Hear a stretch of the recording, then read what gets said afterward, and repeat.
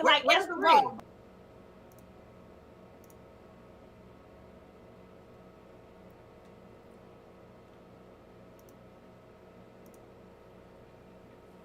Oh no, oh no, oh no. Yo, yo, yo, oh no, you didn't. Sucker tried to blame me, but you never paid me, never. Oh no, you didn't. Payback is a coming, you will be running forever. Oh no, you didn't. Until I get my vengeance, I will never end this mayhem. Oh no, you didn't. I'm a mercenary, you ain't got a prayer, you owe me. Oh no, you didn't. Oh no, you didn't. Oh no, you didn't. Oh no, you didn't. Oh no, you didn't. Didn't you? Oh no, you didn't pay me what you owe me. So now it's over for you.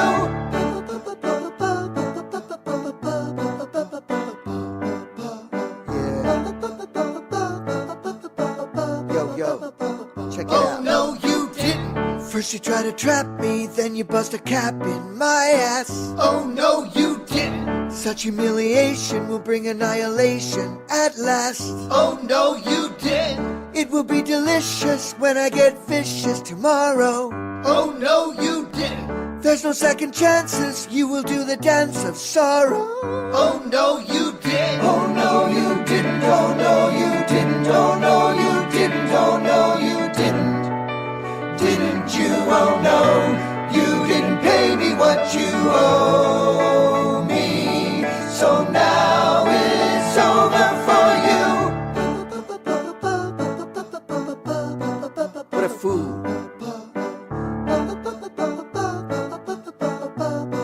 Alright, come on. Oh no, you didn't. Better watch your back, boy, keep running. This ain't just a game, I'll never stop coming. I got my arsenal, I put out the call. And when I'm finished, y'all, you'll be a rag doll. Fool try to diss me, now you're gonna wish you were dead. Oh no, you didn't. After I deliver, your blood will be a river of red. Oh no, you didn't. Better beware when no one's there to defend you. Oh no, you didn't. So many ways to kill, it's gonna be a thrill to end you. Oh no, you didn't. Oh no, you didn't. Oh no, you didn't. Oh no, you didn't. Oh no, you didn't. Didn't you? Oh no, you didn't pay me what you owe me. So now it's over for you. Oh no, oh no, oh no, oh no, you didn't. Hello everybody, I am your Immortal Afro Josh. You are watching Immortal Afro Mega, where we will make America great again. Today we're going to be talking a little bit about the black community and all of the issues that plague it, unfortunately. And to the left of me here, I have something of a syllabus of all the topics that I want to cover in today's live stream. As you know, the topic is men, women, and relationships in the black community, and how they don't seem to be doing so well. At least that's is perceived to be pretty bad. And of course, it's I guess it depends on how you view things, whether you're a little optimistic or pessimistic. But overall, the general consensus is that it's not as good as it should be. Relationships between men and women aren't the best, and I don't mean just like men and women that are in a relationship. I mean just in general. Women tend to take an issue with being submissive to men, and as a result, men take issue with having to be forced to be manly or as they are in front of them.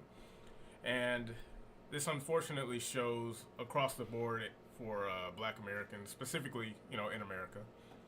And one of the biggest problems that I see is that the black community can be seen as a matriarchy in a lot of ways, because there are a lot of privileges and rights that are afforded to the women of the black community more so than the men.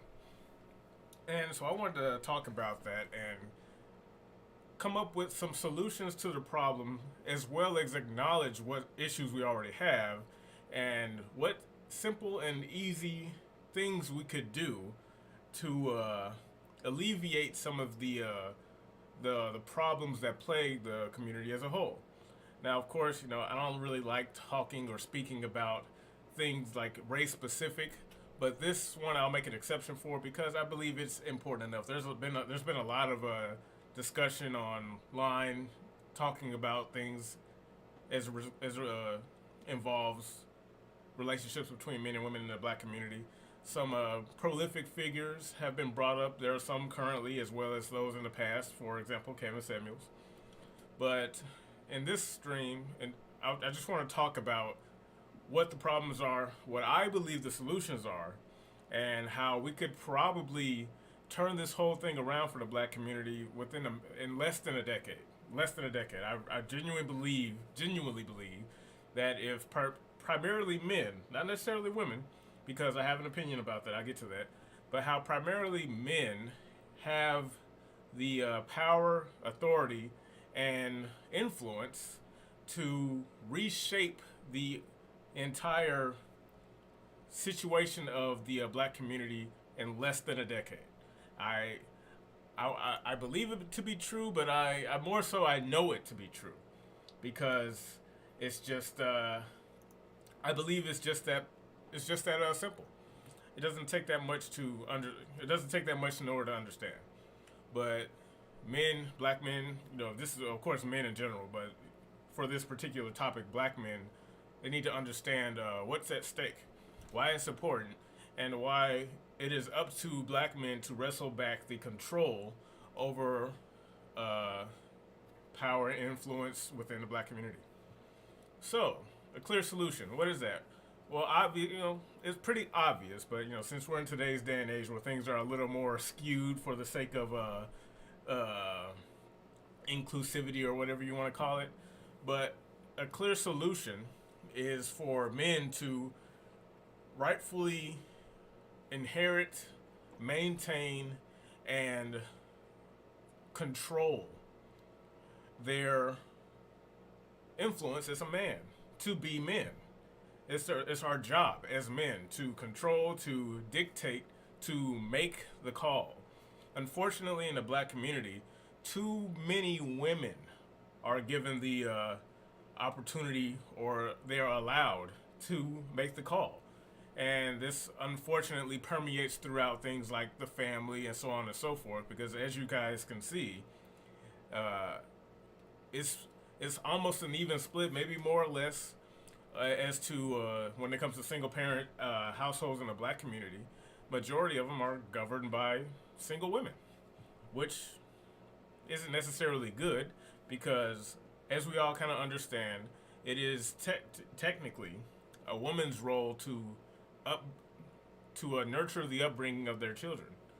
The problem is when you remove the man from that equation, you end up with a very one-sided effect with how children are raised, how they are taught the world through the lens of a feminine figure, when it's supposed to be balanced between a man and a woman. And unfortunately, in the black community, a large portion of the youth, of the children, are brought up in a one-sided household where their understanding of the world around them is very skewed. And so, like I said, a clear solution would be for men to take their rightful place as the heads of households, as the leaders, as the providers. Unfortunately, a lot of men in our current society are pretty much done. They don't see a point. And I can't really say I blame them, because with how things have been going, it'd be difficult to see any real point. Like, why would any man subject themselves to the stress involved with building and maintaining a relationship when most of the women he find around him, typically in the black community, are so difficult to work with, or to work, like I said, work with. Now, I understand that this is a big it's one thing to say, like, this isn't to say all black women, and I almost hate that I have to say that because that's obvious. No one anywhere knows the entirety of anything all at one point. But the issue is that it's prevalent enough to be brought up into discussion. Because unfortunately, we find ourselves in a place where a lot of what was normal 50, 60 years ago has been completely pushed out of the door. It's no longer, it's seemingly no longer even viable. Because now, with the umbrella of inclusivity and oppression and all these different variables that have gone in and tainted our society as a whole, people think it is normal now for a woman to be the head of the household, to be in control of everything, blah, blah, blah, yada, yada, yada. Now, there are certainly exceptions. Is it possible? Absolutely. But is it the norm? No, it is not. And a lot of times we find ourselves conflicted because we've allowed it to get this one-sided. The truth is, gender roles are there for a reason. Is it possible that a woman can do all the things that a man can do? Absolutely, but that is not the rule.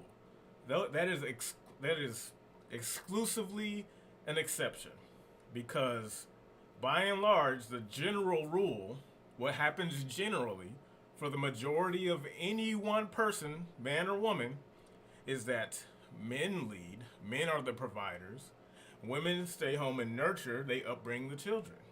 Like I said here, a man's top priority is authority, because in his household, he dictates the rule of law. And of course, he enforces it, and traditionally, it is the woman's role to support that authority.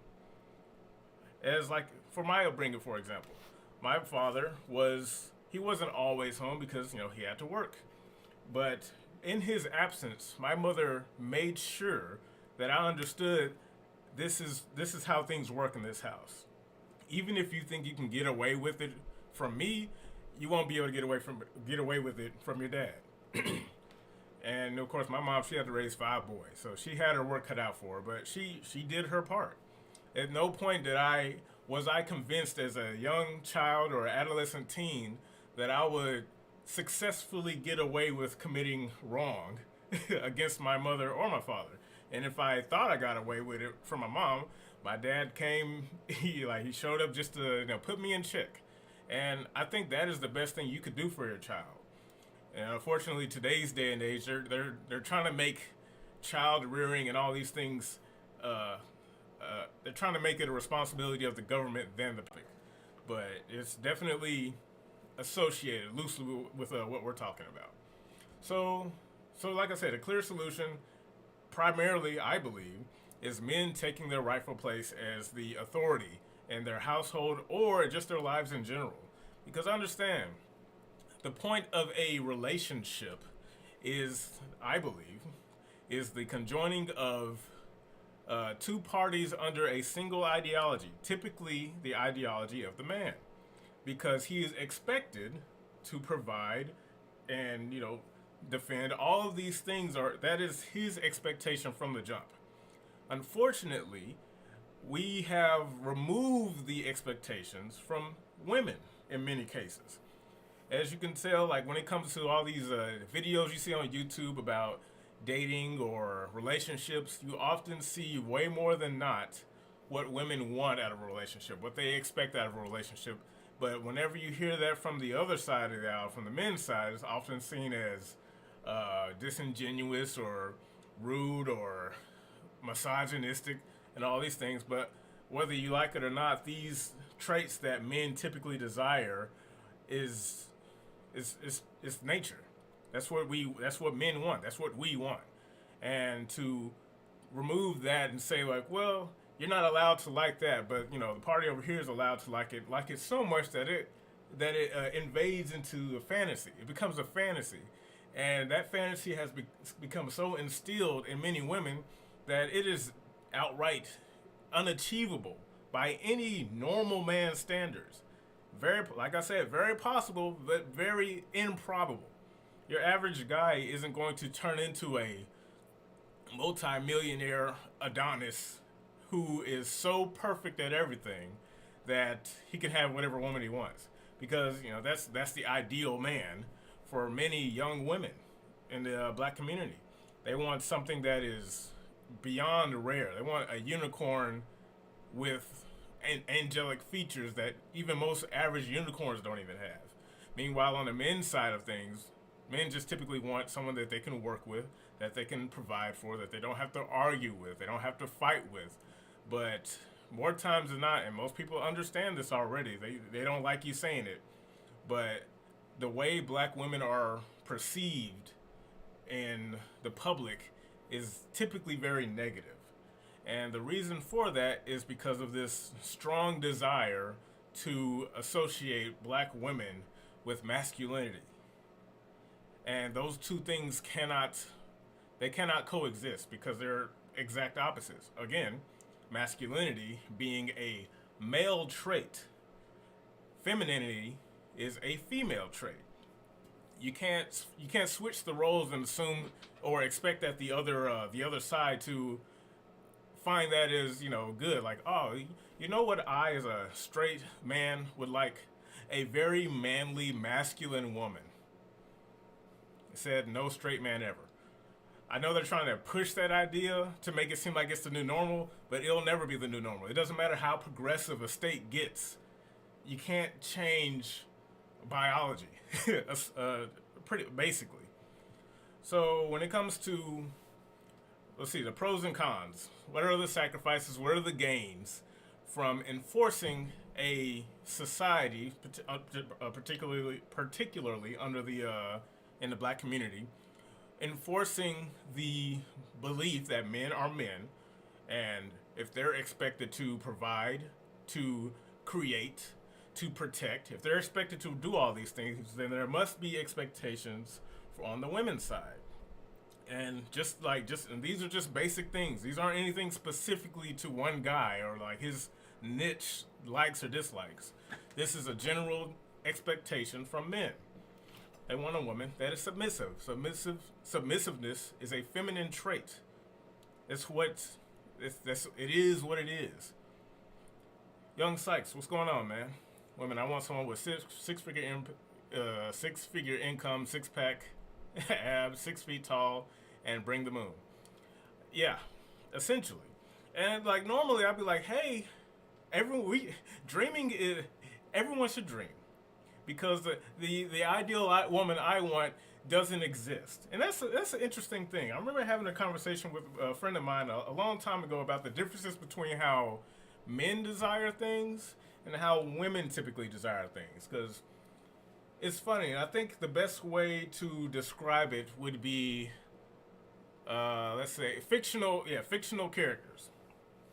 Let's think of one of my favorite fictional characters, Makoto, this character from Street Fighter 4. Now, on the surface, Makoto is a very plain, 2D, not very fleshed out character. She is a character who is very strong, ironically, very masculine energies, very strong. She's very powerful. She's very focused.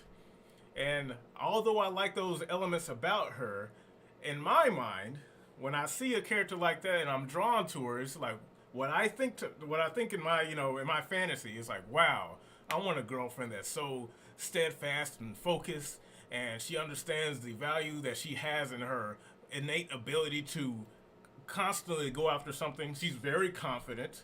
I don't have to pick her up. She can handle her own. If anyone's jumping her, they're dead. All these great things, but where it would, and the reason why it becomes a fantasy in my mind is because she is a female. I assume that if there was any chance of a relationship between me and this female character, that she would automatically assign, she would happily and willingly accept her position as a female under my leadership. That is not possible because she is a fictional character, and I understand that, but that doesn't change the fact that I like her, like, a lot, and that's a lot of female characters. Ayane from Dead or Alive, a murderous, crazy, bipolar ninja. As much as I love her, in my secret headcanon, we are the perfect couple. Obviously not true. But on the flip side, I understand that is not real. It'll never be real. That's why I call it a fantasy. It's cool to fantasy. Like, again, dream. Be a dreamer. But on the flip side, when it comes to women, it seems to be the opposite. They believe it so much that they demand that be the status quo. Like, that's the bare minimum. You have to achieve these things that I want in Fantasyland, and if you can't, you're not good enough. And that's it's kind of ridiculous. And most guys understand this, but that's where there's the confusion, where you see things like women demanding all of these things that are by no means easy to achieve for the average man, let alone black man. Because Kevin Samuels has spoken about it several times, but if you pull up the average earning working American in the country, it's anywhere between $30,000 to $50,000, maybe $60,000. That's the average. Like, that's the most people. The general population makes between $30,000 and $60,000. Once you hit 70, 80, 90, you're in the upper middle. You're still in the middle, but you're just at the top of average. And then above that, you got your high end and blah blah blah, yada yada yada. But for most young women, their average is at the very, very top of inconceivably high. It makes no sense. You have to look like this, you have to make this much, and you have to do everything I say and make my life a dream. And like I said, dreaming is great. You should always dream, but there is something called reality that you have to settle for. And settling is just a fact of life. You can't have everything. You can try, you can be a go-getter, you can put yourself in positions to where you can achieve those things, but you have to work for it. But the average woman, and just people in like this generation in general, they have this belief that they deserve it despite putting in zero effort. And when it comes to relationships, women want that type of man without any of the effort that goes into it. Because one of the best questions that Kevin Samuels always asks these women when he had a show is that if that's the type of man you want, how come you never stop to think about what type of woman he wants? Because every time he asks these questions, they give him a laundry list of the things that they want. I, me. But as soon as the question is about, okay, let's take that fictional guy, what kind of woman do you think he would want? And if you can think of that, are you that woman? The answer is obviously no, because there's no way in hell that a man that checks off all those boxes that she likes would ever consider her for anything at his level. Because with the type of lifestyle and earning potential he has, why would he settle for Keisha, the cashier, or Kiki, the nursing attendant, or whatever whatever the generic common insert female earning whatever here. Obviously, most guys won't go for that. So, since this is kind of the issue being with how women perceive men, they want men to be something that they can never be. Their baseline is a fantasy. Meanwhile, men are kind of forced to live in reality, which again I back 100%, because being forced to live in reality is what makes a man a man. Because only then will he understand the importance of what he has to do, why he has to do it, and not question it. Because being a man isn't about always getting what you want. It's about, if you can't get it, why haven't you done what needs to be done so that you can have it? Or you may not be able to have that thing in particular. Develop your own means. Something of equal or greater, make something better. Men have to be creators. They have to be the architect of their own fate. That's why I say, and it may be a controversial opinion, but that's why under no circumstances should a woman ever force her belief system as the foundation on a man's for a relationship. Because typically, if a man is earning as much as he is, if he has the potential to bring in this amount of wealth and provide X for whatever reason, then that automatically makes him the de facto leader of the relationship, the entire relationship. And that's just the bottom line. Because if, let's say on the flip side, let's say the woman earned more. Like, well, okay, again, very unlikely, but very possible, improbable, but very possible. The question then it comes down to how long is that gonna last? Cross, what's up, man? But he does. Most men don't require a woman ask themselves those questions, so they get what they deserve. Yeah, I'm getting there. I'm getting there, Cross. I'm just kind of going over like the just like the basic thing, the basic theme first. But we have all these elements. That's why I think men are the de facto leaders of anything they're involved in. Not because they just should be, but they're expected to. 9 times out of 10. Not accounting for 100% because we know that's blah, blah, blah. So, since it is basically our fate to be the top earner, the main breadwinner, not by choice, it's hardly ever by choice. Because, again, if the woman is the breadwinner, the question then becomes for how long. Because if she ever gets tired or disinterested, which is very common, if she gets disinterested in maintaining that level of income and the man's been sitting there doing nothing, he still loses. That's why so many men kind of take offense to the idea of a woman making more than them. And it's not just because she just makes more. He has to think ahead, because I'm like, dude, if I'm sitting here on my ass doing nothing while my lady makes all the money and she either changes her mind or does whatever, I'm screwed. That's why I have to create. I have to build up something of value so that I can be valuable. I think it was a stand-up. I think it was Chris Rock. Yeah, I think it was Chris Rock. But he was talking about how there are only men are loved conditionally. Children, pets, and women are seemingly loved unconditionally, which I would argue that list should be reduced to children and pets. Only they can be loved unconditionally, because what conditions are you going to put on them that they'll be actually be able to achieve on their own? They can't. They're children. But men and women, there has to be some conditions there. The problem is that we've removed all the conditions for women while maintaining X amount plus more on men, to where if they do anything right or wrong, they get demonized.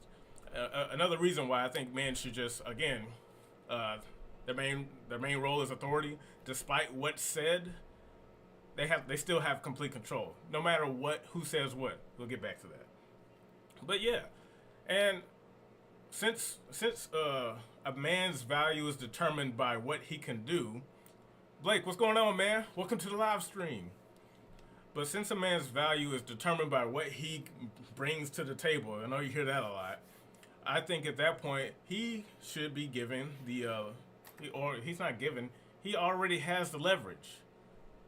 Like, just off the jump. He has to. And at that point, a woman has to make the decision as to whether or not the value he's bringing, she is worth eating at that same table. A lot of women don't think about this anymore because, again, society has removed the expectation. It's funny how several generations ago, when things were genuinely hard, tough, there was no laid-back lifestyle. Every day was suffering, but for some reason, families seem to mature better and thrive more because that's all they had. A woman knew her place. A man knew his place. The children knew their place. Everyone understood the mission.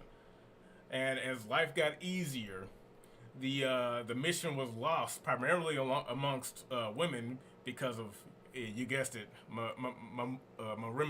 my women's rights or whatnot. The thing is that there are pros and cons, sacrifices and gains. The thing is that a lot of women don't understand is that everything comes at a cost. Can't have everything because society has removed accountability and responsibility for women. Yeah, Yeah, exactly. But like I said, the thing that's being lost here is there again. You have to sacrifice something in order to gain something. When it comes to all these videos about talking about what women want, it's because they've completely removed the idea of sacrifice from their brain completely. They believe that they deserve off of the mere fact that they have a vagina. And unfortunately, and this is kind of the reason why I'm glad things are going this way. This is actually, think of this as a silver lining. Yeah, it's bad out there. Dating isn't that good because, men and women are X. You can say all you want about it, but this is still good. It still works out for men in the end because the rules for us have never changed. We still have to go out there and earn and develop our own means of survival. Whereas on the women's side, all these women who want to take up the mantle of being a man inevitably will fall short when the hammer comes down based on gender. Because regardless of how progressive a society gets, some things never change. Women at the end of the day will be women if you stress them hard enough. It's always the case. And a lot of these women that put themselves in lose-lose situations find themselves coming back to like, oh man, I need a man. Or I'm crying, it's too much, I can't handle the baby, this kid's and blah, all these, cry me a river, blah, blah, blah. But for men, all we have to do is what we've been doing from the jump. Because we have to. We don't get a choice. It's either kill or be killed, sink or swim. The only help you actually get is from your ability to, your social ability that you have to manifest on your own. The people you meet along the way, the friends you make, the networking you've done, all that stuff a man has to do on his own. And only then, if he was good enough at it, when he's about to sink, only then will he get his second win. But he has to build that first. And if he doesn't build it, then he sinks and dies. And nobody cares because he didn't do it. He didn't do enough. I guess sucks. What a loser. But on the flip side, for women, since they want to be men so much, once that time comes, and I cannot wait for it, I actually champion the day that comes because only then where a lot of these women will disappear off the face of the earth, leaving only the ones understanding and willing to cooperate. This like I said, this is why this is great news. This isn't a bad thing. So when that day comes and the hammer falls and enough men have come to the conclusion that I have to survive by my own merit, only then will these women cease to be, die alone, and leave the ones who are young enough to see this happening, see all these women getting erased from existence and think like, okay, I need to get it together because if I don't, I'm going to go away. And I don't want to go away. Doing the Peter Parker thing, like, I don't want to go. It was like, well, reality comes for us all. You can only run for so long. Even simp-like behavior has a limit, I believe. We're nowhere close to that limit yet. But seeing all this stuff kind of go down the way it is, I'd say we're doing relatively well. But as I said at the beginning of this is mostly an issue amongst men. Women don't really have an option in the end because their ability goes so far as men allow it. So let's see, the pros and cons. The pros for this, obviously, would be that there is a strong emphasis on expectations, authority, and what's the word? I can't think of the right word. Discipline. Expectation, authority, discipline. These are all things that are lacking in the black community because of men. Not because of women, because we see what happens when women try to emulate a masculine construct, and what you do is destroy everything. So once men take back the mantle, and I don't mean ask for it, I mean demand take, forcibly remove. Only then will things like kind of look up for the black community as a whole. When it comes to women and accountability, again, that's another thing that it won't happen on its own. Women will never do it. So men have to force that outcome. We have to, because just a good glance around where we are today backs that up. Waiting for women to do it, it ain't gonna happen. Because most case and more often than not, women don't hold women accountable. They just don't. Men do, because they have an incentive to do so. Otherwise, they die.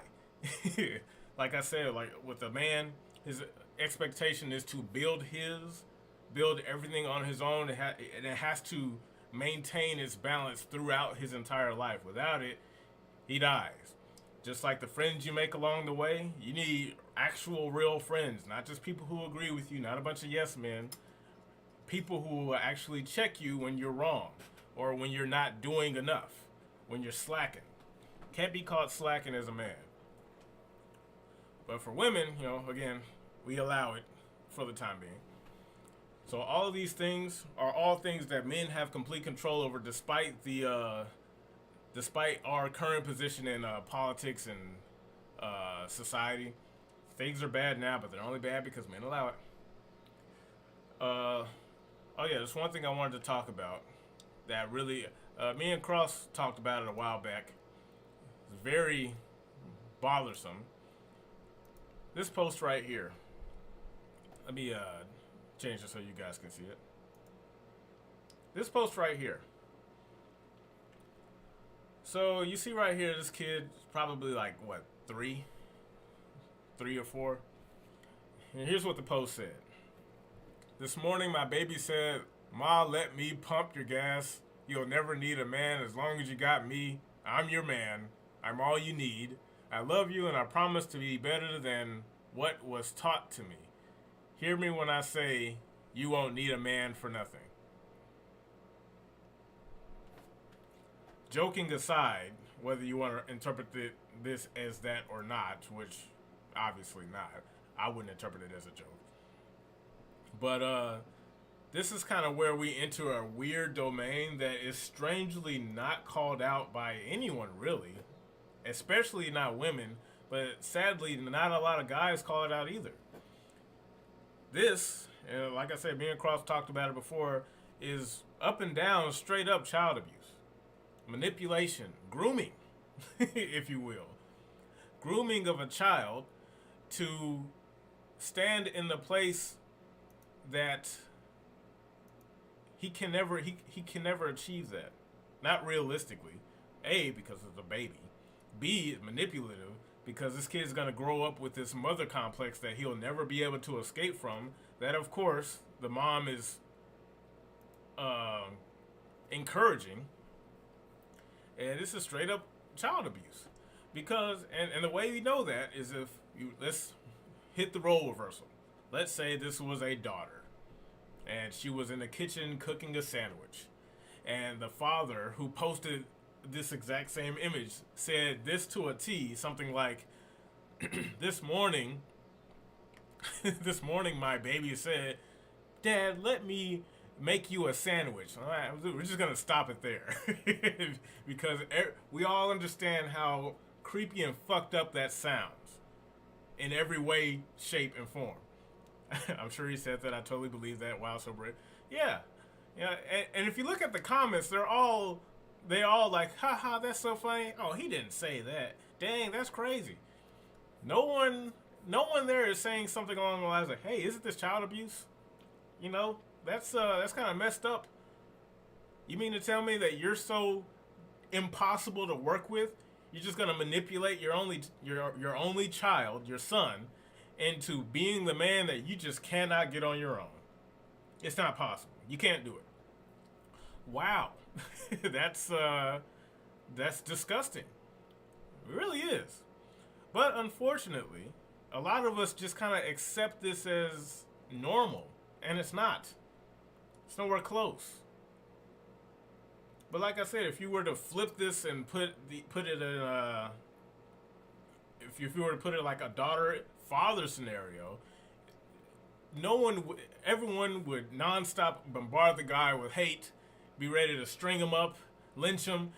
I agree. It's not like I'm saying that shouldn't happen. It shouldn't happen on either side. Kid doesn't even have the vocab for that sentence. Yeah, look at him. He's like he can't be older than 3. The pump is almost bigger than him.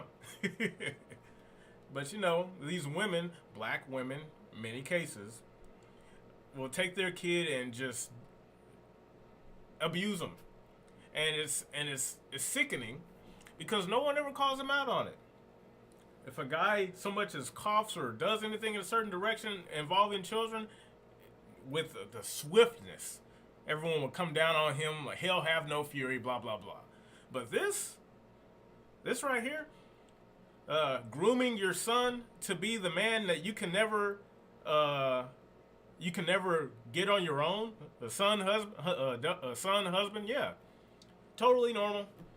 And this is where we get back to the issue of accountability in women, because the problem is, like, it's not that we should expect women to hold themselves accountable. Men have to hold women accountable and not feel any sort of way when we're criticized for it. So, like, if you find yourself in a relationship, you can't let your partner, your girlfriend, your wife slip. Otherwise, you'll find yourself in a situation like this when she takes your kid. It's incestuous. Yes, exactly. Very much so. And again, that's banned, rightfully so. But for some reason, in this scenario, it's largely looked over, kind of ignored in the public eye. That's strange. But again, it's because women are not given any type of there are no expectations. This is why there are so many good jokes when it comes to associating women as children. They're like kids. You got to treat them like X, Y, and Z. But we're adults. We want rights and blah blah blah. Like, well, no, not really. We can't give you that if you do things like this and get away with it scot-free. See, when a kid makes a mistake, he hasn't been here long enough to understand why there are consequences. That's why they have to be raised and nurtured properly so that they can develop the mental capacity to make right decisions.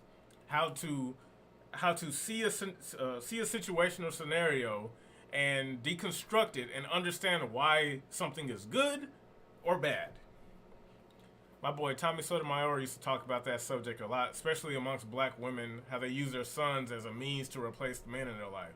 Yep, replace them, and it's because they're unwilling, lazy, and again, will not be held accountable. And like I said before, you've seen the thumbnail. That is why the black community is largely a matriarchy. And so we get to the idea of what's best for children. In my opinion, and this is going to take a lot to change it if it's possible at all, but I don't believe that women should be automatically given the right or means to a child just because they gave birth to it. Because that child will love you unconditionally, especially in the black community where you're taught to beat up someone up if they talk about your mom and not care if they talk about your dad. Exactly. Couldn't have said it better myself, young Sykes. That's exactly what it is. To a T. Because we'll do all this stuff for moms. And there was a point in history where that may have been true. Defend the honor of your mother. Not because you're just supposed to. Because that's something that your dad does. And you want to be like your dad. Your dad wouldn't let your mom be attacked in such a way. Your dad is, and under the same household, you saw that your dad defended not only just you, but his wife, your mother. And she didn't take that defense or that his actions in vain, or she didn't take advantage of it. She understood her position, and she stayed in her place to minimize any type of, problems or damage or whatever. But now, we got women who act so, masculine the ones who are somehow in a relationship will get their boyfriends or husbands killed because of their actions. Are you familiar with the incident that happened? I believe it was in New York, where this guy got stabbed to death because this lady had her baby with her. Well, shocker. He got stabbed to death trying to fight for her because her EBT card wouldn't work. It was the story in New York. I'm sure you heard of it. The old man at the corner store stabbed the hell out of this guy because he tried to attack him because he was defending his girlfriend's inability to use an EBT card. It was crazy. Bijura 454. Black women have so much power they have weaponized it against their black men. Welcome to the stream, by the way. And yes, you are correct. And it's something that black women really need to step up to the plate about, because not only does it look all black women look bad, because it makes them look very bad to the point to where black women are at the bottom of the social totem pole. Almost no man wants them, which is unfortunate because we all know black women are some of the sexiest, beautiful creatures on the planet. But it will get so bad to a point to where it won't matter how pretty you are. It won't matter how good of a person you actually are, because the way they are portrayed, not just in media, but pretty much anywhere, cast them in a bad light, and it's only going to make it more difficult. Plus, it's always that Tupac said you was a coke fiend mama, but you were always a black queen mama. Think about it. He said that even when his mom was doing drugs, living that wild ass lifestyle. Well, where's his dad? We often hear about his mom, but who is his dad? Does Tupac even have a dad? Was he APOC? No one knows. No one cares. I imagine he wasn't that good of a guy if he wasn't around. Shit, Afro Man is back. What's up, Lucid? Welcome to the stream.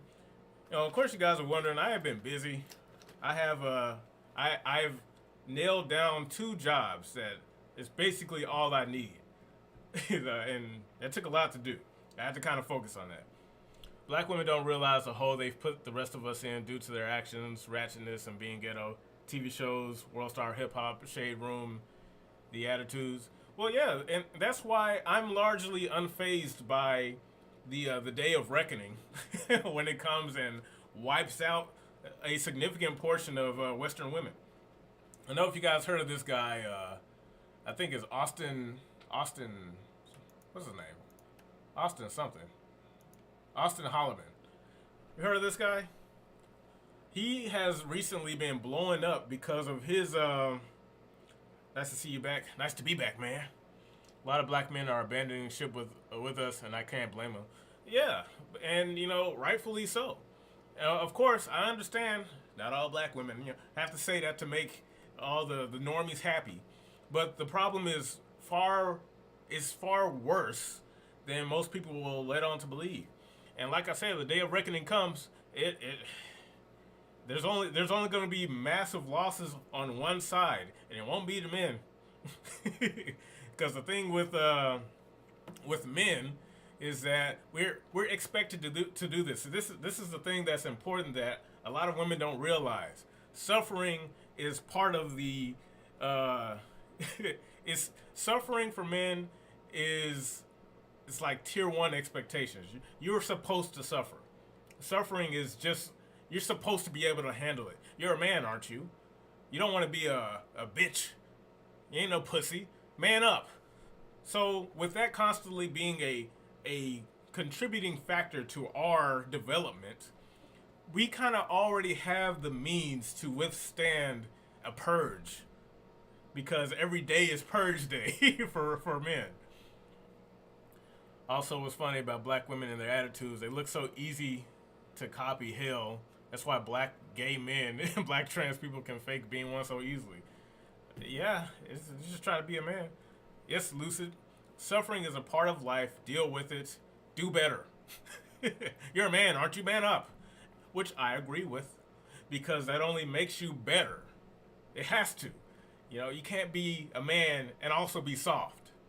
because even if society claims you're inclusive and welcoming, it's all a lie. Because if you're not doing for yourself as you should be, you will rightfully be chastised, ostracized, looked down upon, frowned down upon, not only by your peers, but your superiors and those who look up to you. Nah, he was growing in the lab. But my friend said when the reckoning comes, he's gonna sit outside with a steak and watch the fire from his house.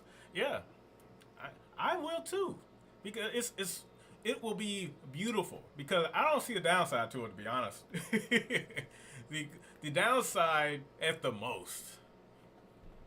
I haven't really even thought about it. I just don't think there's a downside. All the people that need to be wiped out will be gone. And so I see that as a win. Honestly, I don't see the downside.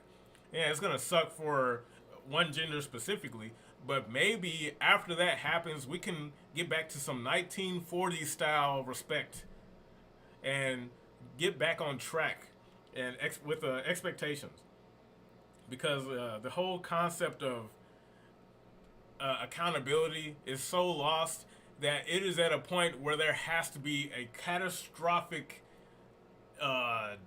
depression for black women, specifically in the West, in America.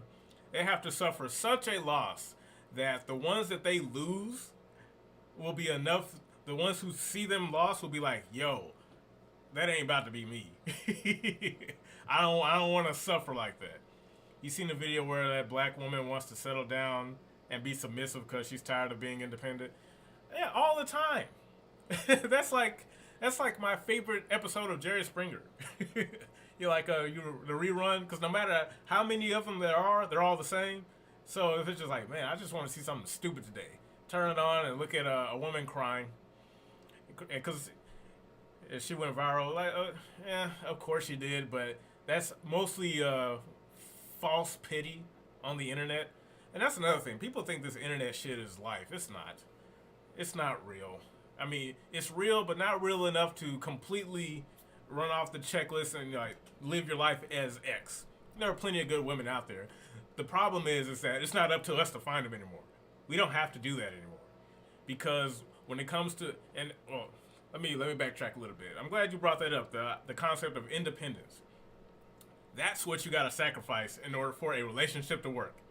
For a woman to be in a successful relationship, she has to sacrifice something. And that something, by and large, is independence. Because it has to be. What else are you going to sacrifice? You're not sacrificing sex. No.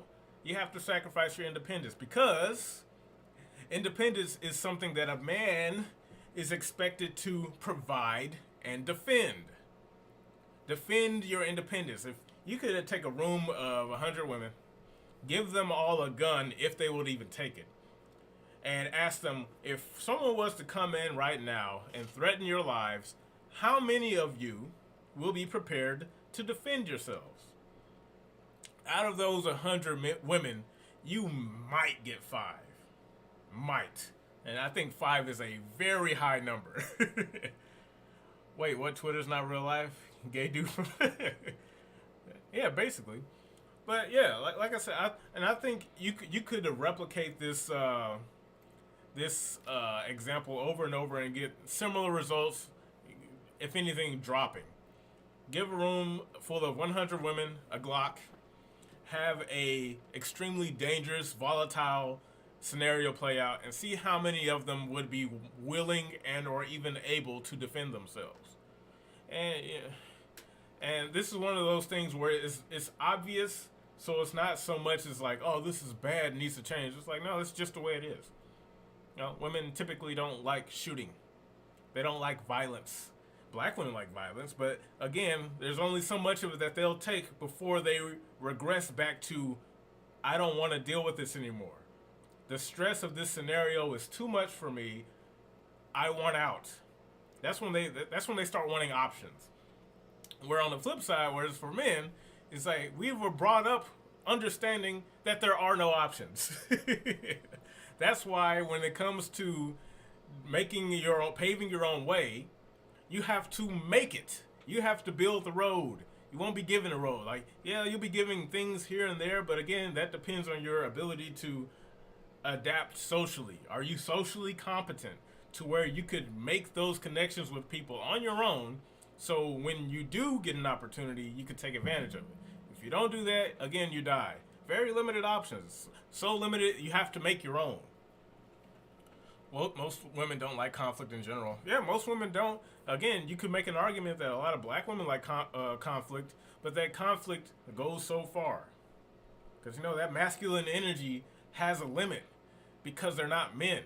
For men, that aggressiveness, that desire to resolve conflict has to match the energy. And as men, they natively have it, whether they want it or not. Once again, rendering your options, your ability to opt out of it, moot. So like I said, when it comes to a relationship or anything like that, for women to survive or succeed, they must sacrifice their independence. So I have a question, since you said that black women's reckoning is coming. Yes, let's hear it. But yeah, like I said, ultimately the thing that needs to be sacrificed on the women's side is independence. You don't get to maintain your independence if you want a relationship with a man. And that is fair trade. Even sacrificing that is not enough, in my opinion, but that's like starting there, that would be a good start. Once they fall on their ass, what will happen to the Pookies and Walmart Taviuses they love so much? Where will that put them? They'll just die because they're men. See, like the thing is, when it comes to men, you know the saying, women live longer than men, blah blah blah, which is true. When it comes to lifestyle choices of men, you see that poor lifestyle choices leads to a much earlier demise. They don't last. They barely make it out of the 20s. So Pookies, Ray Rays, and all that stuff, they're either going to pursue a negative venture that leads to their early demise, which is great for the rest of us. They'll either do nothing and reach the end of their demise, which again is great for the rest of us. Or they'll simply do nothing and reach the end of their demise because that it would be great for the rest of us. Again, like, a man's world is suffering because it has to be. It's one of those things we don't get to choose. If a man makes poor decisions his entire life, it will be a short life, dude, and he'll be snuffed out, whether it be by another man or just stress in general. A happy, healthy man leaves a lifestyle in which he has to take risks, but those risks are backed up by his competence, his ability to do things so that the risk will pay off. Even if the risk hurts him, he is able to bounce back. He has to. He has to be able to. If not, he dies. Yeah, it has a limit. Tell it to a woman that on the best got a woman that got an uppercut from the bus driver when she spit in his face. Yeah. And that's the thing, like, women need to understand, like, the differences between men and women are so very basic. It is not a complex theory. It doesn't require years of study, because men and women of the past understood it because that's all they had. The problem is that we have so much in excess now. We have so much that's available to us without the effort that has to put in. So I can understand why things are the way they are now. It sucks, but a strong return to form comes from a man's ability to dictate, to wrestle back authority. So the only way that's gonna be is if men simply stop trying to impress women, specifically black women. They either stop trying with black women, take their chances, and grow their families with other races of women, and basically leave them high and dry. And that's when the Armageddon will fall, when enough black men just stop. Because I guarantee you right now, it's not white men aren't going to come and save black women. Asian men aren't going to come and save black women. There is no other group of men on this planet that will come back to save black women because they won't want them. They're already not as attracted to them as much. Asian guys love their Asian women, but and this is why it's a bigger problem for black women, because things have gotten so bad that most men, any men, and it's even worse when it's men that are already in your racial demographic, are looking over there and seeing these women appear to be more attractive than their women. That's why you see all these we'll call them anime geeks or dorks, whatever you want to call them. That's why they simp over girls like Belle Delphine, white girls, or generic Asian girl cosplaying number 4086. But pick the right black woman. Black women claim they're the prize of all races of men. And we know that's not true, because hell, the amount of infighting proves otherwise. It's like all a man, regardless of race, all he has to do is pull up World Star Hip Hop, and he's done. The most unattractive white woman, let's say white trailer trash, is like this in the sea of bad representations of black women. We hardly ever see them. We know they're there. We know they're trash, but they're so easy to ignore. And the chances of you coming across one, you have to go outside. You have to go outside of your means just to find them, which means you were looking for them. No one's looking for them. Yet they lack the femininity, soft voice, softness, and class and etiquette. Yeah, and these are all things. That's why I said just a few minutes ago, the differences between men and women are basic. What men like is so easy to replicate. It takes very little effort, in my opinion. It's like I think women have the easiest job, bar none. Life, especially nowadays. I'm not saying it's always been this way, but life now couldn't be more easy for women, because just simply being a woman puts you leagues ahead of any other sex. You know, there's only one sex, but you know what I mean. And if you're a cute woman on top of that, the amount of money and resources men will just throw at you, come on, you got it too good. That's why things are the way they are now. That's why you're about to be suffering like never before, because men are realizing that when it comes to women, there is a huge ocean instead of just the lake that they think that they've been conditioned to think they have to drink at. I could go on a voyage. Like Austin Holliman says here, he's like, yeah, dude, just leave the country. I don't agree with him 100% that it's that bad, but I do not blame his conclusion. And if anything, I almost back it. The only thing is that, yeah, I don't agree. But that's like me saying, well, yeah, dude, not every woman is like that. We all understand that. So I don't blame him. I think what he's doing is great. That's like when enough guys do what he does on a regular basis, game over. Because like the things that men want is cooperation, submissiveness. Cooperation, submissiveness. Understand the mission. Understand that the amount of my neck that I have to put on the line for the both of us is the prize. And I have to be willing to do it.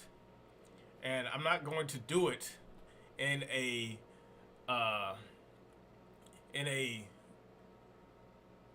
stressful environment. No one's gonna do it. You hit the nail right on the head. Yeah. Because like I said, this is very easy. This isn't hard to digest or understand. It's just that in our country, we have made it way too easy for people, specifically women. Man is the tank and women is the support healer. Yes, know your role. I'll take the damage because I am expected to. Even all these women that champion their independence and that they're strong, they can do it all their own, they still have the expectation that men should be men at the end of the day. Which is ironic, because I'm like, if they actually meant anything that they were saying, they would walk into the world as a man as best they could and not complain. Because you don't get to get all these benefits of your independence as well as the protections afforded to you by also being a woman. If women were really serious about equality between men and women, they would not be allowed to speak about the issues that they're having. Because when a man brings up something, he's immediately criticized, silenced, hushed, not taken seriously. Every time. Austin Holloman, for example. The minute he came out talking about it, he's just like, yeah, forget this place sucks. Every woman in his videos and the DMs on his chat, who hurt you? You ain't shit anyway. Don't nobody want you. You probably broke. That's why you're going over there looking for some cheap hoes from across in Brazil. And I'm like, well, it's funny. Like, even though I don't agree 100% with what he's saying, they prove every point he's ever made. Because this guy's young. He's only 23. And I'm like, if this is the conclusion that a 23-year-old has made, we are about to be in some dark times. Good times, in my opinion, for guys. Dark times for women. And I think it's about time. It's been going too well. But I wanted to show you another example of, I guess, the issue when it comes to between men and women. Let's go back to the son husband. So I'm pretty sure you guys are familiar with this clip. And if you haven't, let me give you a synopsis. Or let me read you the title. Mom versus stepdad. Stepdad wants the stepson to get the fuck out, but mom says, hell no, that's my son. Earlier, I was talking with Cross about how we were talking about how the son husband, the idea of a single mom raising her son to be the man of the house is child abuse. It's grooming. It's incestuous. It is all of these negative things, but for some reason, society, the general public, seemingly overlooks this. And it goes back to how women are not held accountable. The reason why they do this so brazenly, without fear of any type of criticism, is because no one ever calls them out for it. Is it child abuse? Yes, it's grooming. Bijura. If I was to take this same, matter of fact, I don't know if you were here for the post. Let's look at this post. This post right here. Let me switch the camera right here. Where is it at? Here you go. I'm not sure if you've seen this post floating around Facebook, but I took a snapshot of it just to kind of do an exercise. That's been a thing for generations. Yeah, but like this specifically. You see, you got this kid who's no older than 3, maybe 4, maybe. He looks like a toddler. So the girl who posted this said the following: "This morning, my baby said, 'Ma, let me pump your gas. You'll never need a man as long as you got me. I'm your man. I'm all you need. I love you, and I promise to be better than what was taught to me. I hear me when I say you won't need a man for nothing.'" I cried I cried. He made my day. And this is child abuse. It's grooming. Because again, if you take the situation or this scenario and reverse the roles, everybody will say, hey, like if that kid was the same age but a girl, and the guy was saying this exact same thing, but let's say instead of pumping gas, his daughter was making a sandwich and he said that guy would be accosted immediately, and rightfully so. But in the situation like this, all these comments are like, haha, you crazy, oh, he adorable, blah, blah, blah. No type of pushback whatsoever. None. Wow, all this for clout. Women have no shame. She also got on dressed like a man. Yeah, exactly. And I'm thinking like, yo, is this not pedophilia? Is this not predatory practice? Where's Chris Hansen? But for some, again, because she's a woman, don't worry about it. Let it slide. It ain't bothering you. That's her baby. Like, what? Like I said, the day of reckoning can't come soon enough. But that's just to kind of give you an example of what I'm talking about. No one says anything. Nobody. Like, this is straight up child abuse, grooming, incest, all of the worst things you can think of, yet hardly no pushback whatsoever. So let's go to this video right here, where you got a stepdad, which is thankless job, points to the stepdad for trying, but at the same time, in this current climate atmosphere, he wasting his time. Learn what this little kid is 3. You know what I'm saying? He can't be older than 3. But let's take a look at this. Going nowhere. That's my son. That's my only son. At some point, he got to go. Never no time. I mean, at some point, he Never got no to go. time. Man. Never no time.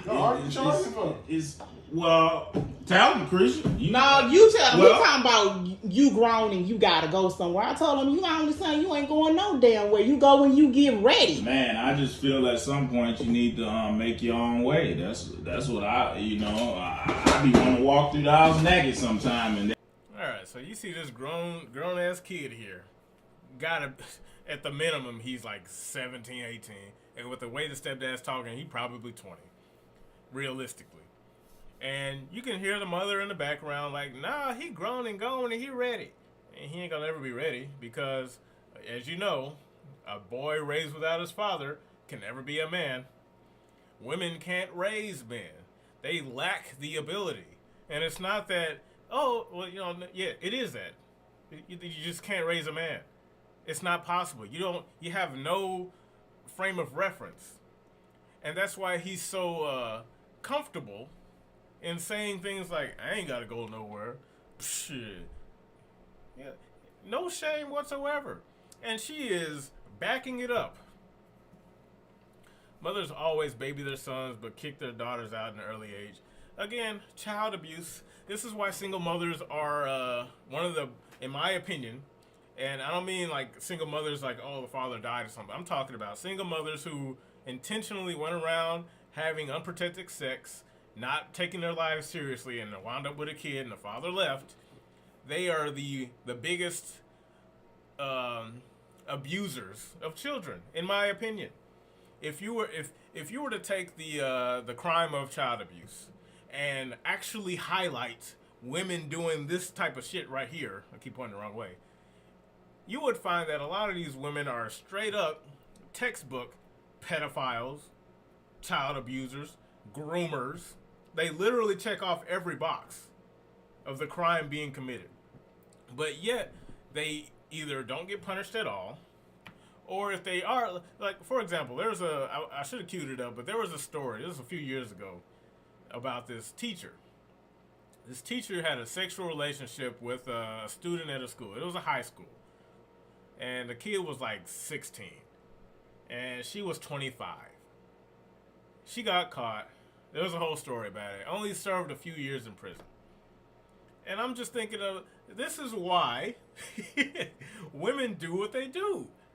And it may not be as extreme as what she did, but seeing that her committing the crime and barely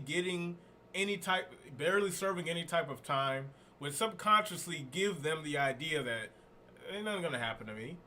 And if something does happen to me, it'll hardly be anything. I'll find out later. But in my opinion, it's no different than what we see here. The mother having no issue having her son stay, while the only person with sense in the room is the stepfather, who is fighting a losing battle. Like I said, being a stepfather is a thankless job, and no man should subject themselves to that, in my opinion. You will always lose. Which kind of brings it back to this next point. When it comes to what's best for children. In my opinion, men should have custody of the children. Automatically. Want to know why? Easy. Because men have expectations. Period. If a man... Let's look at how things are now.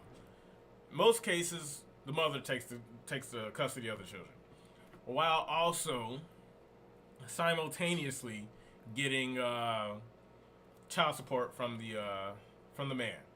And a lot of times he ain't even got to be the actual father. You're not the stepfather, you're the father that stepped up and got stepped on. Yeah, exactly. It is such an L across the board. It's like any man who manages to do that successfully, that's a unicorn, in my opinion.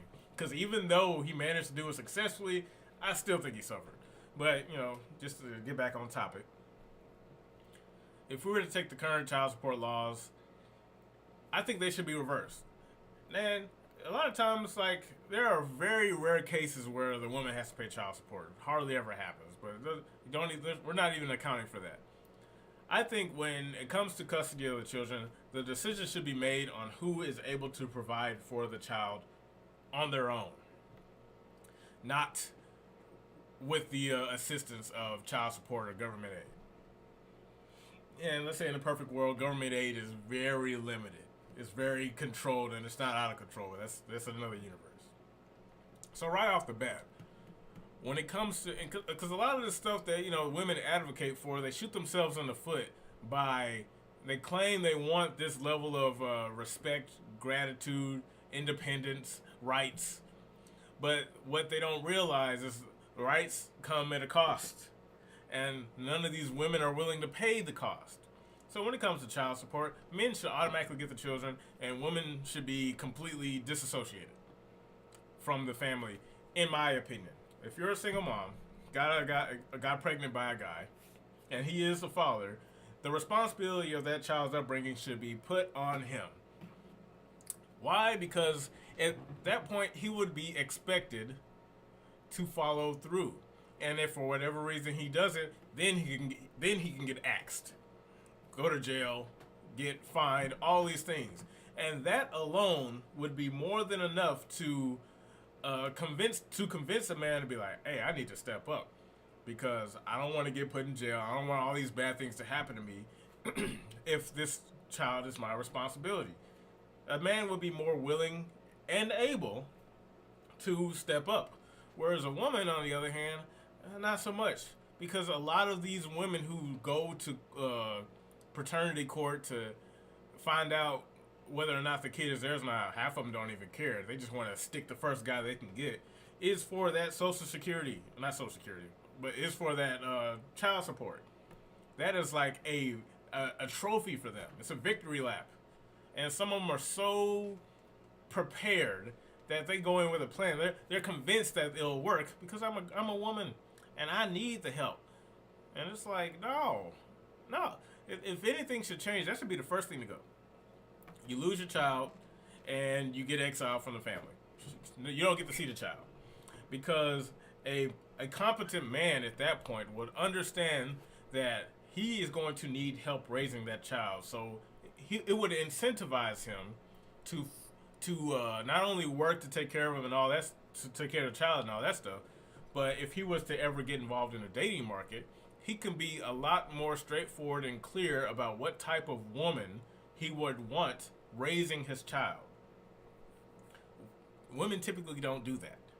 They'll have a baby by some guy and then have another baby by some other guy.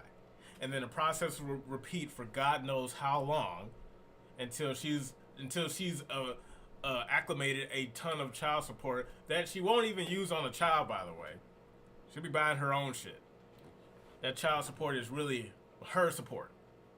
Hardly any of it goes to the child, as we well know. But if things was on the flip side, a man wouldn't need child support because he has the means to support his child already. He is expected to support his child off the jump. It's not a question. Crab legs and Miami trips. Exactly. This is why the gauntlet has to come down sooner rather than later. And this is why I'm so happy for it. I'm happy for the demise of so many women when the curtain finally falls. Because it needs to happen. Not enough women hold women accountable. And men are just getting tired of it. Women don't even try. The amount of women who would try are immediately discouraged by other women. That's why we hardly ever see that many. Like, we see all these manosphere channels about guys talking about these things, trying to figure things out. Hardly, the amount of guys who dedicate their channel to that stuff compared to the amount of women, the ratio is no different than men to women in certain workforces. They just don't do it. Women just don't do it, and I don't expect them to. To be perfectly honest. So, like I said, what's best for the children? Give them to the father. The father, in most cases, majority, is better for the kid because he would be expected to do it. He wouldn't just be given a check from the spouse and where he could just like live off of it lavishly. He wouldn't be allowed to. Society won't allow for it, and the state wouldn't allow for it. The law wouldn't allow for it. Because if he was to trip at any point, he would get axed. And that fear of getting axed is enough to make a man stand up and do his job. Josh's afro is what's best for children. Now they can grow their own hair. They don't need mine. Fuck them kids. Just kidding. But yeah, like when it comes to, and that's another thing when it comes to female accountability. I don't think women understand the importance of having the ability to give birth. It should be regarded as one of the highest honors, as well as one of the most important attributes as a specimen on the planet. You have the ability to bring life into the world. And you should take that seriously, because that's just not something that anyone can do. It's something that women can do. But as we've seen, they have no problem disassociating from that responsibility, as we've seen in pro-choice movements. When given the option, they'll kill the baby. It's like, wow. Something as unique and exclusive as childbirth, and if given the option, you want to kill it. And if you don't kill it, you find a way to kill him anyway by raising him as a single mother. It's like, yo, why is the black community suffering? Because it's a matriarchy. Hey, you bigot, man can give birth to. We're not even going there. Sykes. I know it's like a fun meme, but no. We're focusing on men, women, and relationships. The black edition. I'm pro-choice because sometimes birth can be fatal. Yeah, but see, here's the problem with that argument. That always comes up, but sometimes birth can be fatal. Pull the numbers. Pull the numbers. There's also rape and sexual assault. Let's add that to the mix. Pull the numbers. How often in a country like America, we're not talking about some undeveloped third world country where there barely is no law. We're talking about the United States of America. Pull the numbers. What is the percentage of fatal birth defects, either for the baby or the woman? What is the number of sexual assault and rape cases that lead to birth? Black women have a high mortality rates for birth. Is it high enough to where we should stop what we're doing? Because if the black women's mortality rates for birth were so high, I'm talking high enough to be considered an issue, would we really be seeing this many single moms? No. In my opinion, whenever I bring up something like pro-choice or pro-life, the immediate argument that follows is whataboutisms. What about rape? The birth mortality rate is high. It's this. It's that. But the numbers don't back it up. Sometimes can be 2% of the time. That is so insignificant that it does not call for it. It shouldn't be in. You can't even introduce it to the argument because that number is so low. The CDC reported that black women experience maternal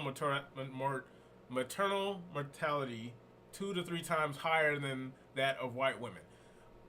Well, okay, how many black women? Let's just don't compare them to white women, because that way you can flub the numbers. I can understand if you're a woman and that's something you're concerned about, as you should. That's why you got to take care of yourself, X, Y, and Z. But if that was so high, and all women understood this, would we be seeing this many single mothers? No, we wouldn't. You're not that worried about it. Nobody is. But it only gets brought up when the argument about pro-life and pro-choice come around. I'm obviously pro-life, but my thing is like, hey, if you want to kill your baby, go to another state and do it. By all means. I'm not going to stop you. You better hope it ain't my baby. Because, again, when it comes to childbirth, hold on, but a very small minority is allowing the greater majority to abort kids just for being an inconvenience. That's what it is. That's what it is. Actually. It has nothing to do with whether or not the mortality rates are higher or not. Because enough black women are having babies for it to clearly not be that much of an issue. They shooting them out like left and right. The estimated national maternity mortality rate in the United States is about 17 per 100,000 live births. But it is 43 per 100,000 live births for black women. I will say black women have the highest abortion rates in America. Is it higher than the mortality rate at birth?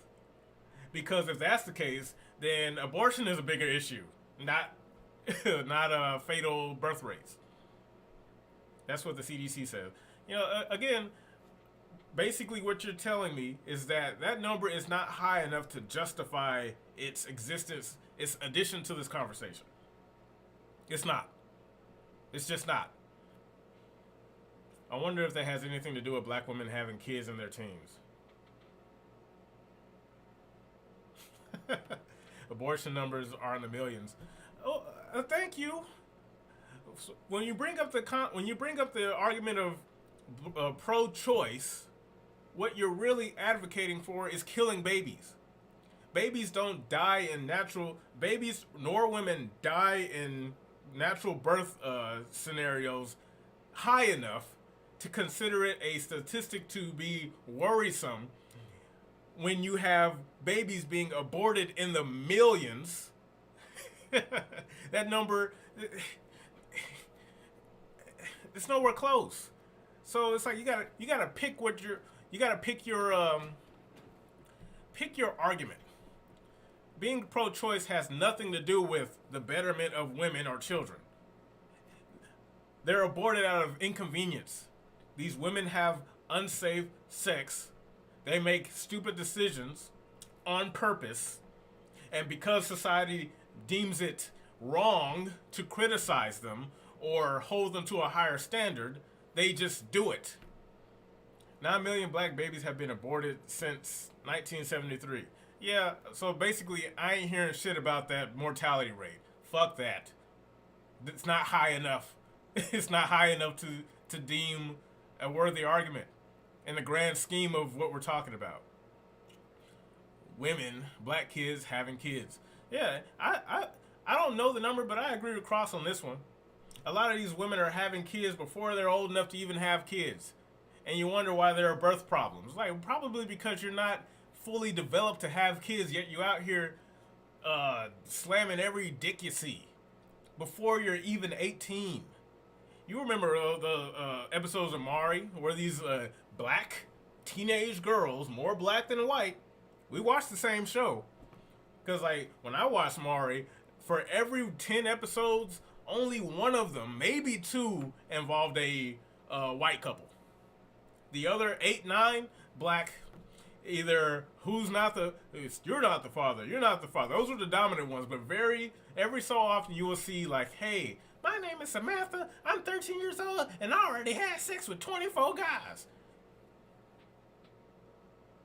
What? Don't got your butler with you today, Josh? Nah, he's playing video games. Yeah, Cross is right. We all know a lot of our classmates were pregnant in high school. Thank you. So again, referencing anytime that is brought up, I immediately dismiss it because it is a non-argument. Those numbers are nowhere near significant enough to bring into the conversation to be taken seriously. Well, aren't you worried? Well, one thing you have to consider is the mortality rate. It's dangerous for women to get pregnant. It's dangerous for children to get pregnant. Children. Why is it happening? And then right next to that, abortions. Like, look, both of them are bad. Neither of them are desirable.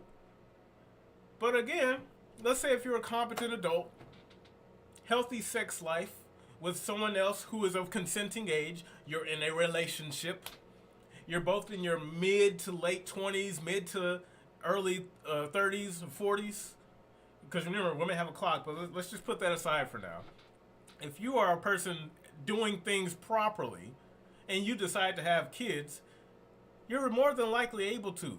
At that point, it becomes a rare oddity whether or not your life is in jeopardy of having children, because typically you can kind of trace that through your family lineage. Does your family have a history of this? Is there a illness, that a recessive gene within your family's DNA that may cause a problematic birth? These are all things you can find out, by the way. It's 2022. None of those things have to be a mystery. You don't have to wait until you're pregnant to find out whether or not you can have kids safely. There used to be a time where a mother would be willing to take the risk of maternal mortality. And like, look, if you were to ask me, like, hey, if your girlfriend got pregnant and throughout the pregnancy, that kid was straight up killing her, would you abort it? Yes, absolutely. Yes, I would. Because at that point, I would not want to risk the health of my life partner for a baby. At that point, that's a conversation that can be had between two adults. But that situation is very, very rare.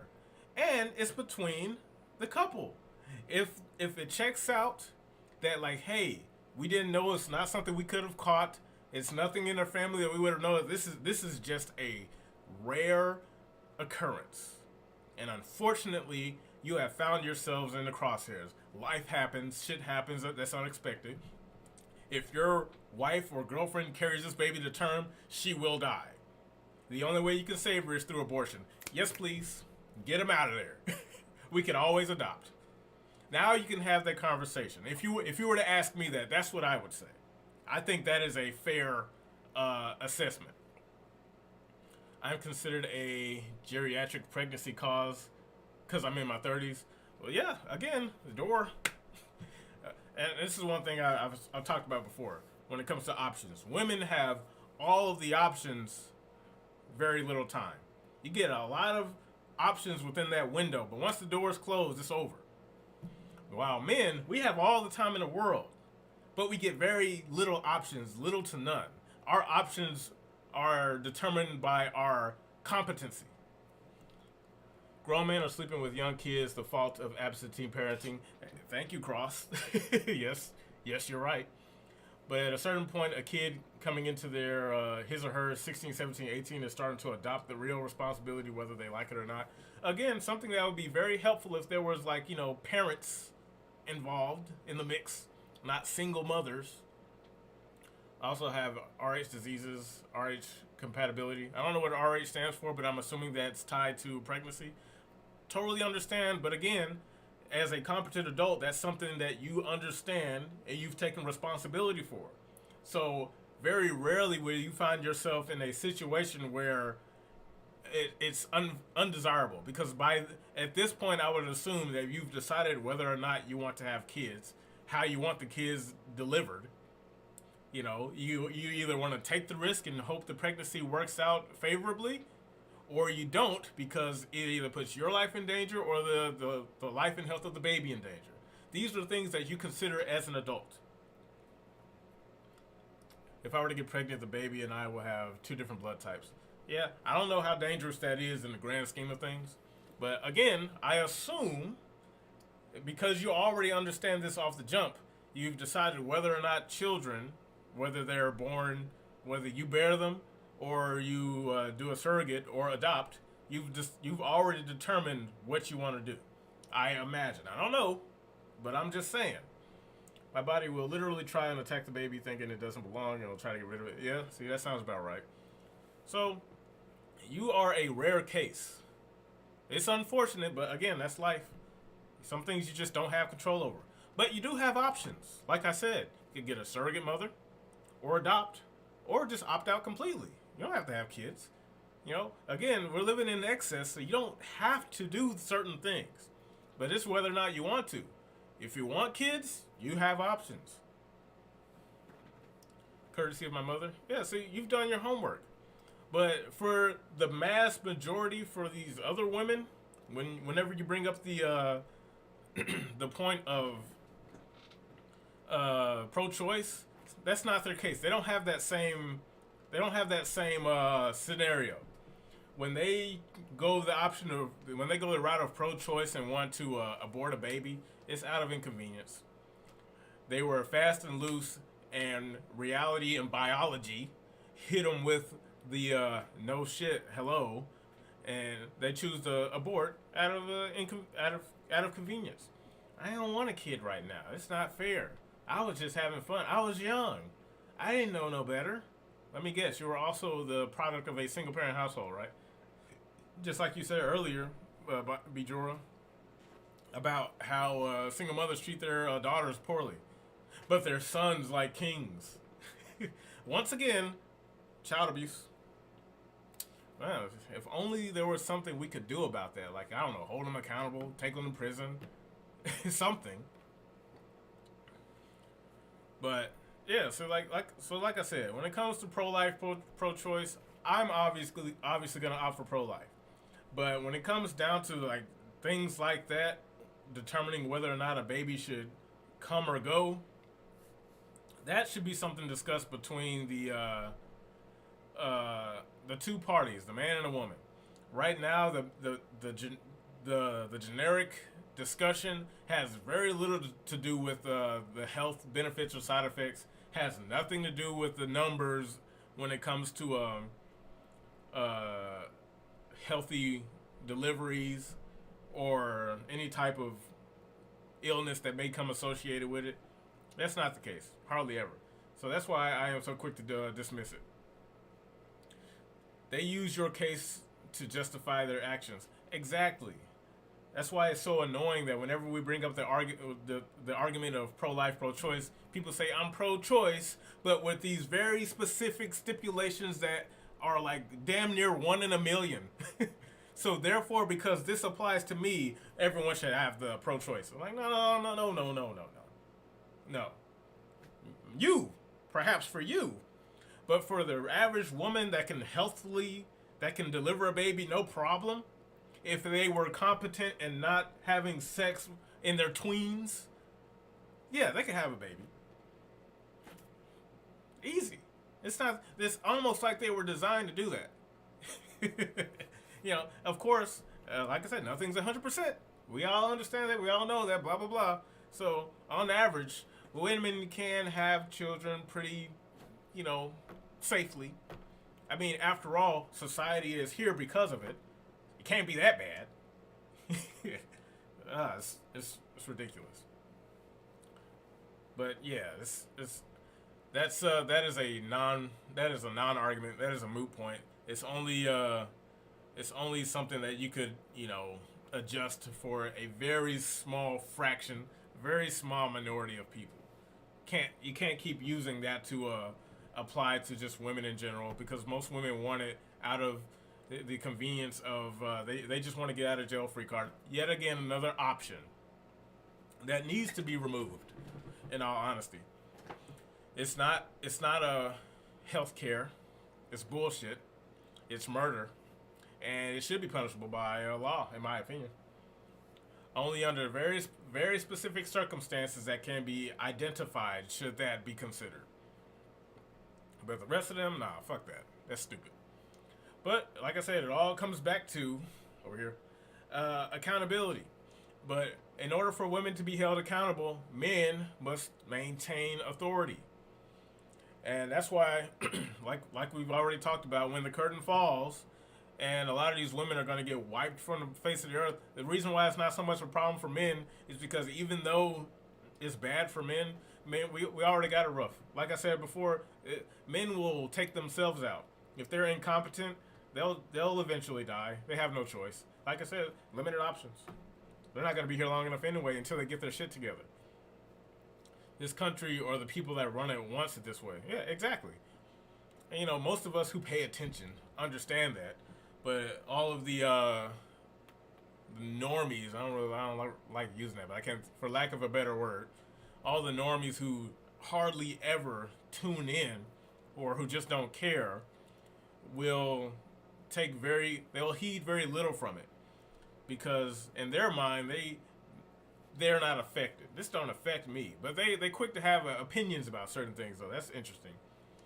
In other countries, abortion is illegal, but they account for special cases like rape or death of mother, which is makes perfect sense. Why it's not implemented like that here is because we're spoiled. And when you're spoiled, you think you can do whatever you want without repercussions. So, yeah, I really think that a lot of these ideas, especially let's use a Muslim country, Saudi Arabia, the way they treat their women, off the top, in most cases when you talk to people about it, they'd be like, yeah, that's not fair what they do to their women. But sometimes I'd be thinking, like, you know, maybe they're right. I don't like how they get away with a lot of what they do, but because they do that, they don't have the problems we have. Their women don't act the way our women do. Maybe when Afghanistan, I think it was back in the 70s, when Afghanistan was becoming more and more westernized, and whatever terrorist group, I don't know it, you know, feel free to correct me, but whatever terrorist group took back over that the country, may have been Al-Qaeda or whatever, and they were like, nah, fuck that. Y'all going back in the robes, and you're doing it like this. Point blank, period. We ain't having that Western shit over here. And, you know, maybe they were onto something. We're not letting our women do that, because if it gets too out of control, then they're going to be talking about killing babies. Maybe they got a point. That's all I'm saying. You can disagree with it all you want, but it's really hard to not draw certain similarities or, you know, possible outcomes that they intentionally made sure to avoid. So you can ask me, like, look, I love America. I love the opportunity. I like that everyone has the right to freedom and the pursuit of happiness, in no matter which way they want. OnlyFans, you could disagree with it all you want. It's still an option, and sex sells. I don't have a problem with porn. I like it. It's a market for it. In a free country, do whatever you want. It's just the way it is. The thing is, you know, freedom comes at a cost. And there are certain values that shouldn't be thrown out of the window because it's inconvenient for some people. So yeah, women should be held to a higher standard because of their biology. I believe that. Well, what else we got here before I wrap this here stream up? Oh yeah, I wanted to touch on this lightly. There's a show called the Blapeef Network, and they typically have good conversation subjects, but the thing that really drags this show is the people they have on it. Because typically what a show will do, they'll have a topic that's a good topic that you would like to, you know, chime in on, just to kind of listen to. But the people that bring on the panel, and I'll switch the screens. Just let me know if you can kind of see what I'm talking about. Shouldn't be that difficult. You'll notice a certain very familiar what's the word? Expression on some of the people on this podcast or whatever. And you can kind of tell who's who when it comes to certain opinions. I'm gonna play a little bit of it. I'm not sure where some of the spicier stuff is, but well, first I'm gonna let this train pass. Hold on, I'm getting kind of loud. Are you done, train? All right. I'm gonna play a snippet of it, and you can kind of get an idea of the type of shit that causes so much volatility in the black community. Wales.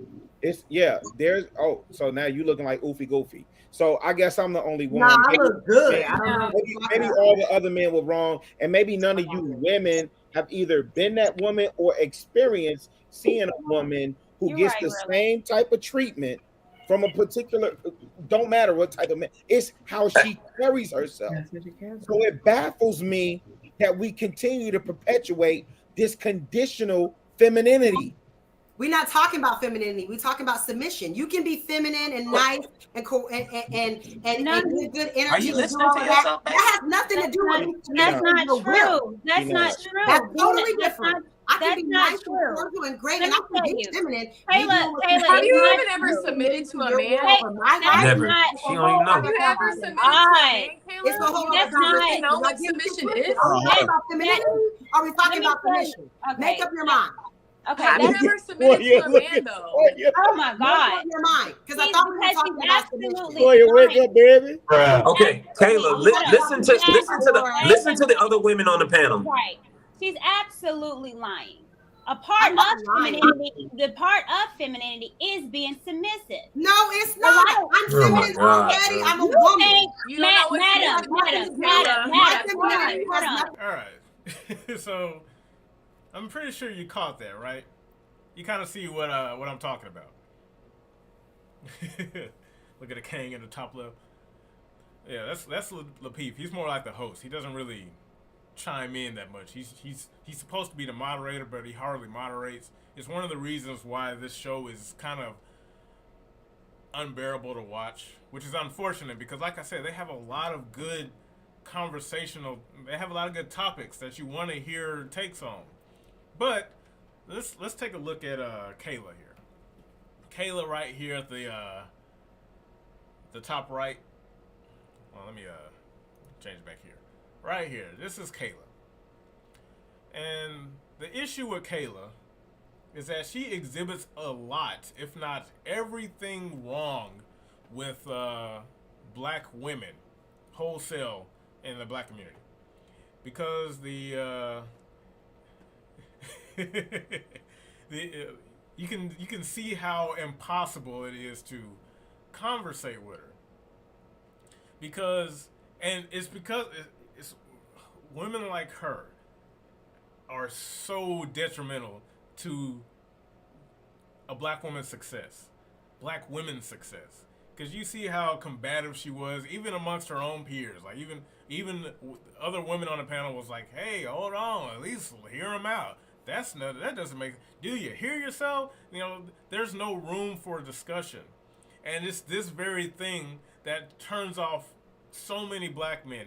It's like because on the front end, if you were to walk in a room and see these women, if you were to look at Kayla and she's not talking or anything, you'd be like, wow, she looks pretty attractive. You know, generic attraction. She has very nice skin. She has a seemingly nice smile, pretty lips, nice eyes. But as soon as her mouth opens and as soon as she says anything, most guys are like, I know what this is. No thanks. No thanks, bro. Because she is the embodiment of the angry black woman that so many black women say they dislike, but will immediately exhibit and back up its existence. And it's women like her that completely turn black men off of black women full sail. And of course you'd be like, well, Josh, that's not fair. She doesn't represent all black women.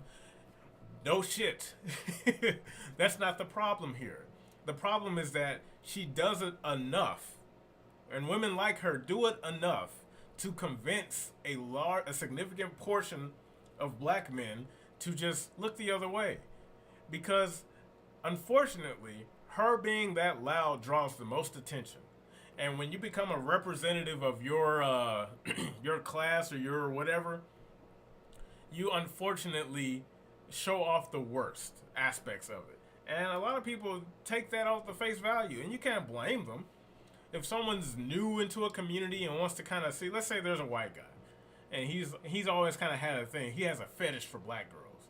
Already not that healthy, but we all have them. And he's like, yeah, man, black women look so pretty. I really want to get with a black girl. I don't understand them that well, so let me get in here and see what they're about, just to kind of get an idea. And he'll see somebody like Kayla who checks off all of his boxes until she opened her mouth. And then he could be like, yeah, okay, look. Okay, the simp in me really wants to try to pursue this regardless of the obvious red flags, but that'll only go so far. He'll see her, walk the other way, see another black queen, see the same thing, walk away, and this keeps getting replicated because these are the loudest ones. It's a typical German Shepherd behavior. Yes, and it is so unattractive to where someone who looks as pretty as her can be immediately reduced to just like, dude, she now looks like a troglodyte.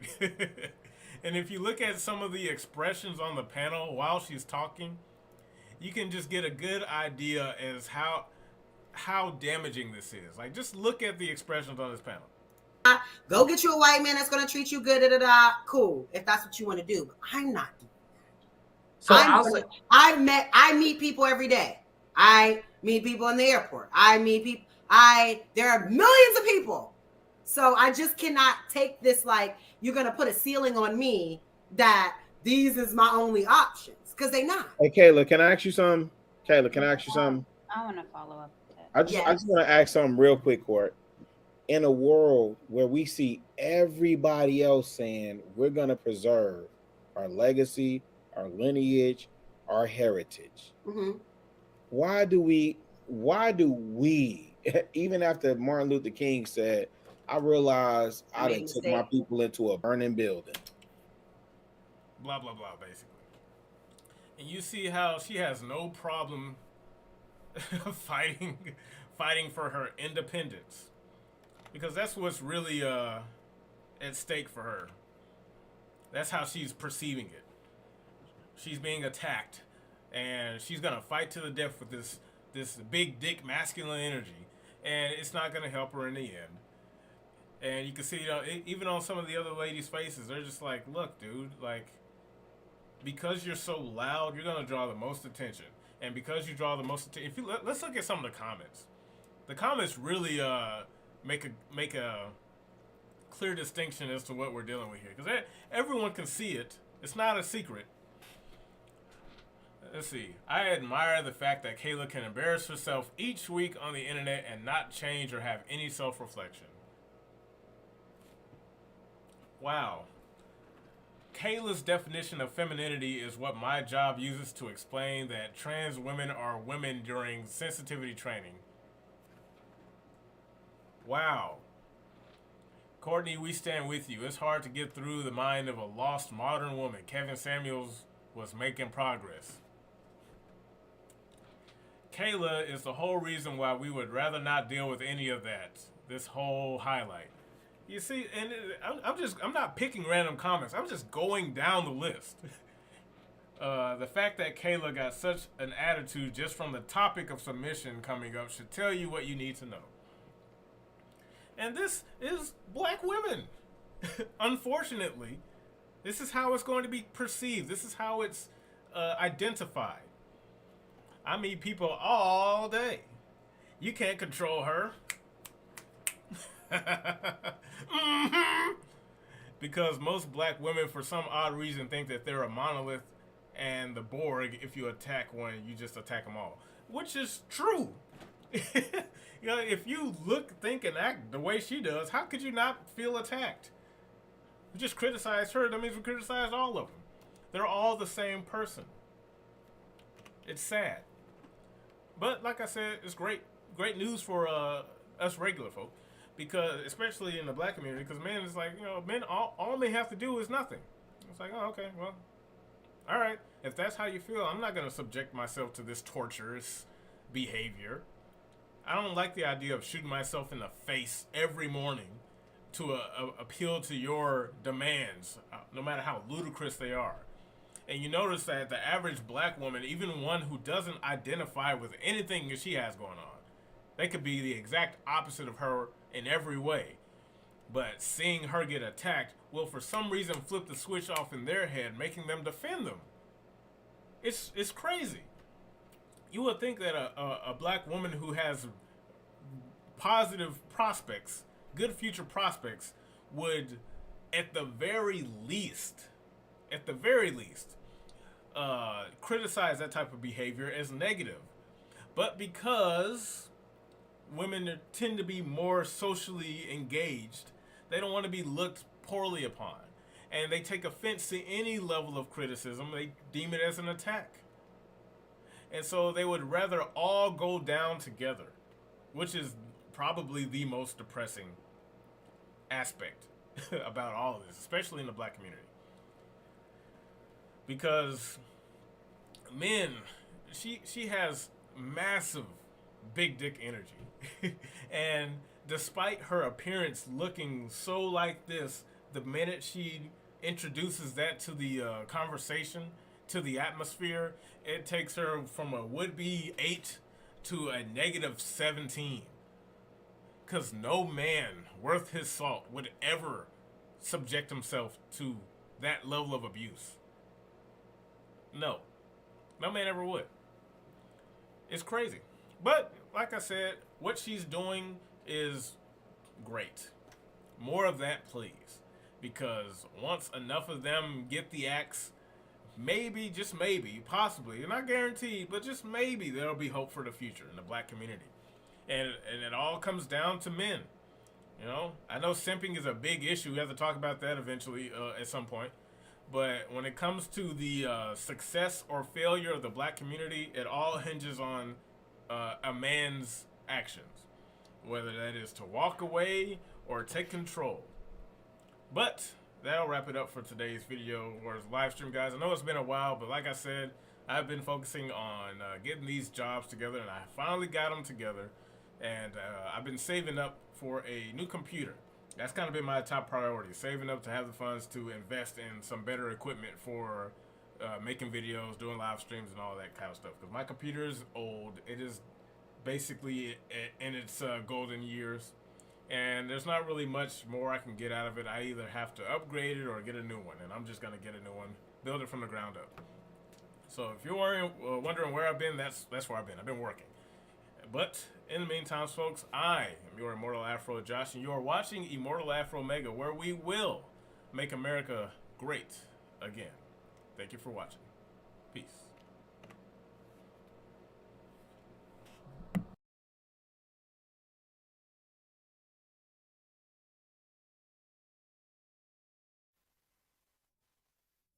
Oh no, oh no, oh no. Yo, yo, yo, oh no, you didn't. Sucker tried to blame me, but you never paid me, never. Oh no, you didn't. Payback is a coming, you will be running forever.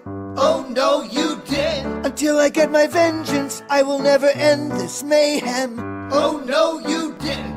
I'm a mercenary, you ain't got a prayer, you owe me. Oh no, you didn't. Oh no, you didn't. Oh no, you didn't. Oh no, you didn't. Oh no, you didn't. Didn't you? Oh no, you didn't pay me what you owe me. So now it's over for you.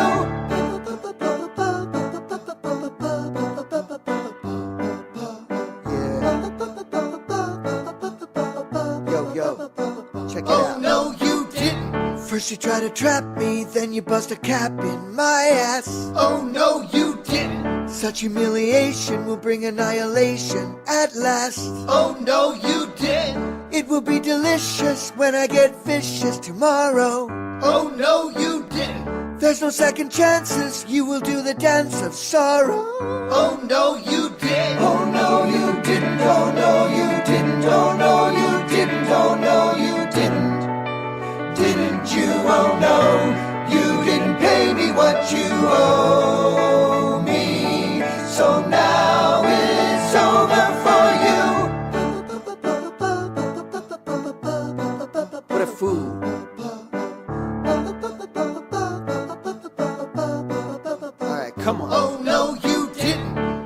Watch your back, boy, keep running. This ain't just a game, I'll never stop coming. I got my arsenal, I put out the call. And when I'm finished, y'all, you'll be a rag doll. Fool, try to diss me, now you're gonna wish you were dead. Oh no, you didn't.